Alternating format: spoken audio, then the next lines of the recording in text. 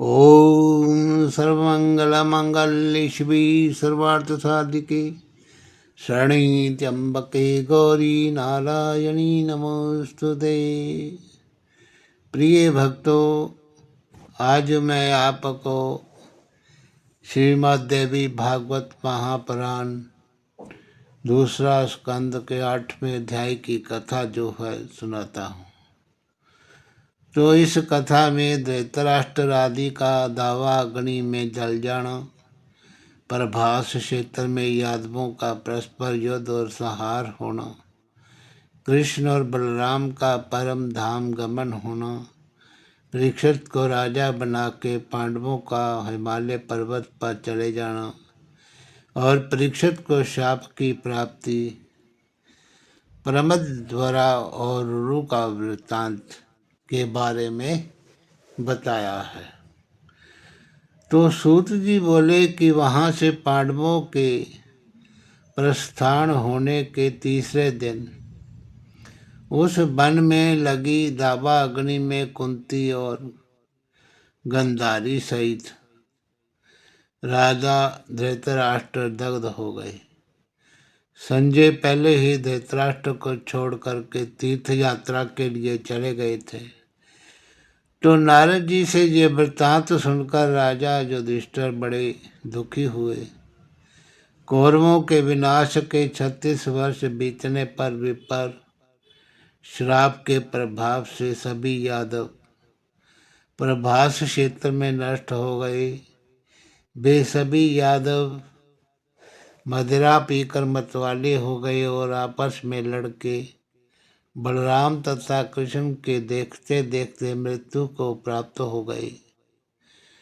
तदनंतर बलराम जी ने योग क्रिया द्वारा शरीर का त्याग किया और कमल के समान नेत्र वाले भगवान श्री कृष्ण जी ने शाप की मर्यादा रखते हुए एक बहेलिये के बाण से आहत होकर महाप्रयाण किया। इसके बाद जब वसुदेव जी ने श्री कृष्ण के शरीर का त्याग का समाचार सुना तो उन्होंने अपने चित्त में भुवनेश्वरी देवी का ध्यान करके अपने पवित्र प्राणों का परित्याग कर दिया। तत्पश्चात अत्यंत शोक संतप्त अर्जुन ने प्रभास क्षेत्र में पहुंच के सभी का यथोचित अंतिम संस्कार किया। भगवान श्री कृष्ण का शरीर खोजकर और लकड़ी जुटाकर अर्जुन ने 8 पटरानियों के साथ उनका दाह संस्कार किया। तदनंतर रेवती के साथ बलराम जी के मृत शरीर का दाह संस्कार करके अर्जुन ने द्वारकापुरी पहुंचकर उस नगरी से नागरिकों को बाहर निकाला। तत्पश्चात कुछ ही क्षणों में भगवान श्री कृष्ण की वे द्वारकापुरी समुद्र में डूब गई, किंतु अर्जुन सभी लोगों को साथ लेकर बाहर निकल गए थे। तो मार्ग में चोरों और भीलों ने श्री कृष्ण की पत्नियों को लूट लिया और समस्त धन छीन लिया। उसी समय अर्जुन तेजहीन हो गए। तदनंतर अपरिमित तेज से संपन्न अर्जुन ने इंद्रप्रस्थ पहुंच करके तो वहाँ अनिरुद्ध के वज्र नामक पुत्र को राजा बनाया। अर्जुन ने अपने तेजहीन होने का दुख व्यास जी से निवेदित किया, जिस पर व्यास जी ने उसे महारथी अर्जुन से कहा कि हे महामते, जब भगवान श्री कृष्ण और आपका पुनः अवतार होगा तब वे उस युग में आपका तेज पुनः अत्यंत उग्र हो जाएगा। उनका ये वचन सुनकर अर्जुन वहाँ से हस्तिनापुर चले गए। वहाँ पर अत्यंत दुखी होकर अर्जुन ने धर्मराज युधिष्ठिर से समस्त वृत्तांत कहा।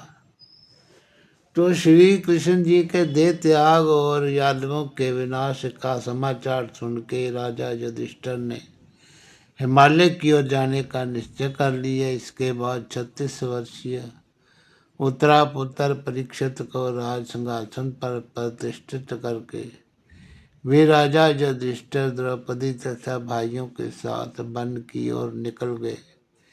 इस प्रकार 36 वर्ष की अवधि तक हस्तिनापुर में राज्य करके द्रौपदी तथा कुंती पुत्रों इन छहों ने हिमालय पर्वत पर जाकर के प्राण त्याग किए।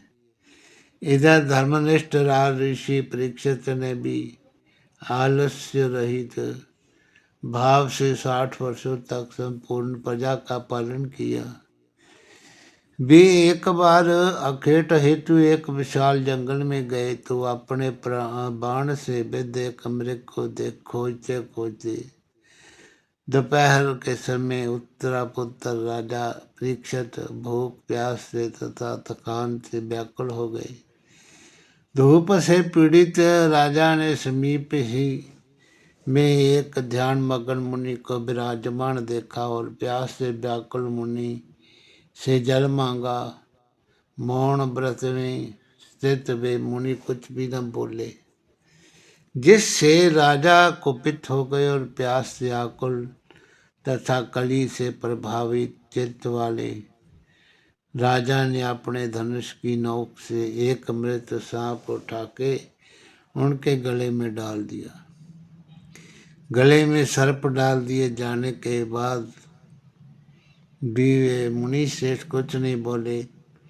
वे थोड़ा भी विचलित नहीं हुए, समाधिस्थ स्थित रहे।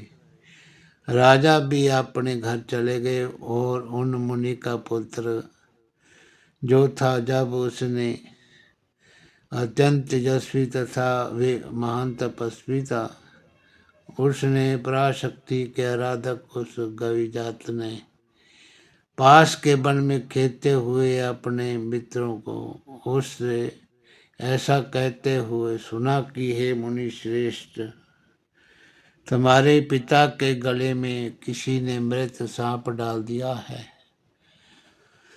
उनकी ये बात सुनकर वे अत्यंत कुपित हुआ और शीघ्र ही जात में जल लेकर उसे कुपित होकर के राजा को श्राप दिया। तो जिस व्यक्ति ने मेरे पिताजी के कंठ में मृत सर्प डाला है, उस पापी पुरुष को 1 सप्ताह के अंदर तक्षक काट लेगा।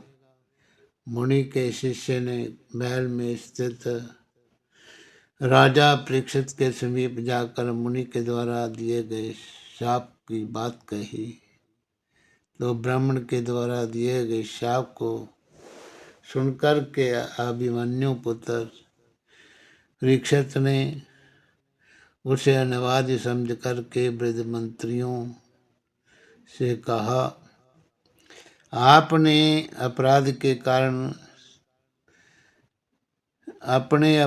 के कारण मैं मुनिपुत्र से शापित हुआ हूँ। हे मंत्रियों, अब आप मुझे क्षमा करना। आप लोग कोई उपाय सोचें, मृत्यु तो अनिवार्य है, ऐसा वेदधारी लोग कहते हैं। तथापि बुद्धिमान पुरुषों को शास्त्रोक्त रीति से सर्वथा प्रयत्न करते ही रहना चाहिए। कुछ पुरुषार्थवादी पुरुष ऐसा ही कहते हैं, बुद्धिमानों के साथ उपाय करने, कार्य सिद्ध होने पर ही वे काम होते हैं। मणि मंत्र और औषधों के प्रभाव अत्यंत दुर्लभ जो हैं माने गए हैं। मणि धारण करने वाले सिद्ध जनों के द्वारा क्या नहीं संभव हो सकता। पूर्व काल में किसी ऋषि पत्नी को सांप ने काट लिया था, जिससे वे मर गई थी। उस समय उस मुनि ने अपनी आयु का आधा भाग देकर उसे श्रेष्ठ अप्सरा को जीवित कर दिया था। अतः बुद्धिमान लोगों को चाहिए कि वे इस बात पे विश्वास ना करें, उपाय भी करें। हे सचिवों, आप लोगों ये दृष्टांत प्रत्यक्ष देख लें, इस लोक या परलोक में ऐसा कोई भी मनुष्य नहीं दिखाई देगा जो केवल भाग्य के भरोसे रह के उद्यम न करता हो। गृहस्थियों से बरकत मनुष्य न्यासी होकर जगह जगह भिक्षाटन के लिए बुलाने पर अथवा भिक्षाटन अगर और भिक्षा के लिए बुलाने पर अथवा बिना बुलाए भी गृहस्थों को घर जाता ही है। दैवात प्राप्त उस भोजन को भी क्या मुख में डाल देता है। उद्यम के बिना वे भोजन मुख से पेट में कैसे प्रवेश कर सकता है। अतः प्रयत्न पूर्वक उद्यम तो करना चाहिए, यद्यपि सफलता मिले या ना मिले। तो मंत्रियों ने कहा, हे महाराज, वे कौन मुनि थे जिन्होंने अपनी आधी आयु देखकर अपनी प्रिय पत्नी को जीवित कर लिया? वे कैसे मरी थी और इस कथा विस्तार से हमसे कहिए। राजा बोले, महर्षि भृगु की एक सुंदर स्त्री थी जिसका नाम पुलोमा था। उससे परम विख्यात चैवन मुनि का जन्म हुआ। चैवन पत्नी का नाम सुकन्या था। वे महाराज शर्याति की रूपवती कन्या थी। उस सुकन्या से श्रीमान प्रमति ने जन्म लिया, जो बड़े यशस्वी थे। उस प्रमति की प्रिय पत्नी का नाम प्रतापी था। उन्हीं राजा के प्रमति के पुत्र परम तपस्वी रुरु हुए और उन दिनों स्थूलकेश नामक एक विख्यात ऋषि थे। तो जो बड़े तपस्वी धर्मात्मा सत्यनिष्ठ थे। इसी बीच त्रिलोक सुंदरी मेनका कई की श्रेष्ठ अप्सरा नदी के किनारे जल क्रीड़ा कर रही थी। तो वे अप्सरा विश्वावसु के द्वारा गर्भवती होकर वहां से निकल पड़ी। उस श्रेष्ठ अप्सरा ने स्थूलकेश के आश्रम में जाके नदी तट पर एक त्रिलोक सुंदरी कन्या को जन्म दिया और वे इसे छोड़कर चली गई। तब उस नवजात शिशुमार कन्या को अनाथ समझ के मुनिवर स्थूलकेश अपने आश्रम में ले गए और उन्होंने उसका पालन पोषण किया और उन्होंने उसका नाम प्रमदवरा रखा। तो वे सर्वलक्षण संपन्न कन्या यथा समय यौवन को प्राप्त हो गई। तो उस सुंदरी को देख करके रुरु काम मोहित हो गए। तो अब आप अगले अध्याय की कथा सुनिए। परीक्षित बोले कि हे सचिव वृंद, इस प्रकार कामासक्त होकर रुरु मुनि ने अपने आश्रम में सो गए। तब उनके पिता ने उन्हें दुखी देखकर पूछा, हे रुरु, तुम इतने उदास क्यों हो? कामा तो रुरु ने अपने पिता से कहा, महर्षि स्थूलकेश के आश्रम में प्रमदवरा नाम की एक कन्या है। मैं चाहता हूँ कि वे मेरी पत्नी बन जाए। उस प्रमति ने महामुनि स्थूलकेश के पास शीघ्र जाकर उन्हें प्रसन्न तथा अपने अनुकूल करके उस सुंदर कन्या की याचना की। तो महामुनि स्थूलकेश ने ये वचन दे दिया कि किसी अच्छे मुहूर्त में कन्यादान दूंगा। अब उस वन में दोनों विवाह की सामग्री का प्रबंध करने लगे। इस प्रकार उस तपोवन में समीप में ही रह कर के प्रमति और स्थूलकेश दोनों महात्मा विवाह उत्सव की तैयारी करने लगे। उस अवसर पर एक कन्या अपने गुरु के आंगन में खेल रही थी। तभी एक सोए हुए सांप से उस सैनैनी का पैर छू गया। स्पर्श होते ही सर्प ने उसे डांस लिया और वे सुंदरी कन्या मर गई। तब मृत्यु को प्राप्त हुई प्रमदवरा को देख कर के वे कोलाहल मच गया। सभी मुनि जुट गए और शोक से ग्रस्त होकर रोने लगे। पृथ्वी पर प्राणहीन होकर पड़ी हुई अत्यंत तेजस्वी देदीप्यमान उस कन्या को देखकर उसके पिता स्थूलकेश अत्यंत दुखी होकर रुदन करने लगे। तो उस समय करुण करंदन सुनकर के रूरू भी उस देखने को गए। उन्होंने उस मृत पड़ी सुंदरी को संजीव जैसी देखा। स्थूलकेश और अन्य श्रेष्ठ मुनियों का रुदन करते देखकर रूरू मुनि उस स्थान से बाहर आ करके व्याकुल होकर रोने लगे। तो वे कहने लगे, अहो प्रारब्ध ने ही मेरे सुख के विनाश के लिए ये अत्यंत विस्मय विचित्र सर्प भेजा था। ये निश्चित ही मेरे दुख का कारण है। अब मैं क्या करूं, कहाँ जाऊं? मेरी प्राण प्रिया तो मर गई। अब अपने इस प्रिया से विलग होकर जीना नहीं चाहता। अभी तक मैंने उस सुंदरी का लंघन आदि कोई संसारिक सुख भोग का काम जो नहीं किया। मैं ऐसा अभागा हूँ कि उसका पानी ग्रहण नहीं कर सका, ना तो उसके साथ अग्नि में लाजा होम ही कर पाया। मेरे इस मनुष्य जीवन को अधिकार है। अब तो मेरे प्राण निकल जाएं तो अच्छा है। जब दुखित मनुष्य को चाहने पर भी मृत्यु नहीं मिलती, तब उस संसार में वांछित उत्तम सुख कैसे मिल सकता है। अब मैं या तो कहीं किसी भयानक तालाब में डूब जाऊं, अग्नि में कूद पड़ूं, विष खा लूं, या गले में फांसी लगा के प्राण छोड़ दूं।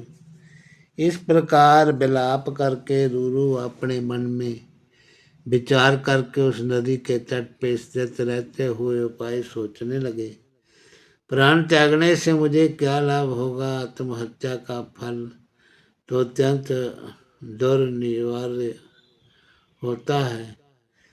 मेरी मृत्यु सुनकर पिताजी दुखी होंगे, माताजी को भी महान कष्ट होगा। हाँ, हो सकता है कि मुझे मरा देखकर प्रारब्ध संतुष्ट हो जाए, पर मेरे मर जाने पर भी मेरे सभी शत्रु भी प्रसन्न होंगे, इसमें संदेह नहीं है। किंतु इससे परलोक में मेरे प्रिया का क्या उपकार होगा? इस प्रकार विरह के संतप्त होकर के आत्महत्या करके मेरे मर जाने पर परलोक में मुझ आत्मघाती को मेरी ये प्रिया नहीं मिलेगी। इसलिए मेरे मरने में बहुत दोष है और ना भरोसे करने पर मुझे कोई दोष है। ऐसा सोचकर रूरू स्नान तथा आचमन करके पवित्र होके वहीं पर बैठ गए और उसके बाद उन मुनि के हाथ से जल लेकर के ये वचन कहा कि यदि मेरे द्वारा देवराधना आदि कुछ भी पुण्य कर्म संपादित किया गया हो, यदि मैंने श्रद्धापूर्वक गुरुओं की कोई पूजा की हो, हवन जप एवं तप समस्त वेदों का अध्ययन किया हो, गायत्री की उपासना की हो, सूर्य की आराधना की हो और उस पुण्य के प्रभाव से मेरी प्रिया जीवित हो जाए। यदि मेरी प्रिया जीवित नहीं होगी तो मैं प्राण त्याग दूंगा। ऐसा कह करके देवताओं का ध्यान करके उन्होंने वे जल जमीन पर छोड़ दिया।